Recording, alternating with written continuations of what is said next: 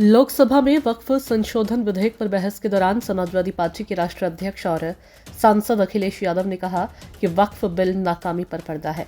भाजपा सरकार हर मोर्चे पर नाकाम। रातों रात नोटबंदी का फैसला लिया, नोटबंदी की नाकामी पर भी चर्चा जरूरी है।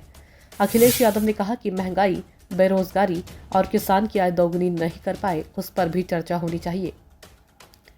वक्फ बिल मुसलमानों के लिए है, मुसलमानों की बात ही नहीं सुन रहे।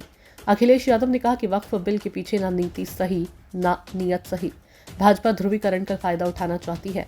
भाजपा मुस्लिम भाईचारे को बांटना चाहती है। भाजपा को अपने वोट बैंक में गिरावट की चिंता है।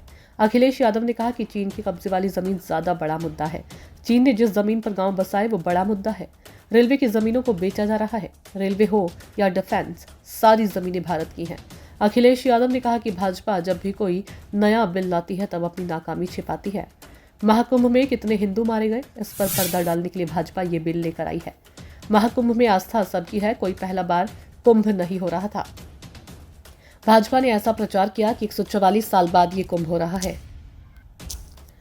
सरकार का दावा था कि हमारी तैयारी 100 करोड़ श्रद्धालुओं की है। महाकुंभ में 30 श्रद्धालु मारे गए और 1000 लापता हैं। सरकार जान गंवाने वालों के नाम बताए जाए। अखिलेश यादव ने कहा कि कुंभ हमारे लिए कारोबार का जरिए नहीं है। महाकुंभ की मौतों पर पर्दा डालने की कोशिश की जा रही है। इस दौरान अखिलेश यादव ने कहा कि मुझे ईद के कार्यक्रमों में जाने से रोका गया। देश मिलीजुली संस्कृति से बना है।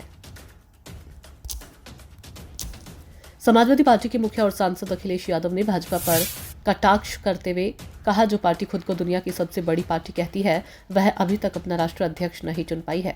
इस पर जवाब देते हुए केंद्रीय गृह मंत्री अमित शाह ने कहा, मेरे सामने जितनी भी पार्टियां हैं उनके राष्ट्रीय अध्यक्ष का चुनाव कुछ परिवार के लोग ही करेंगे।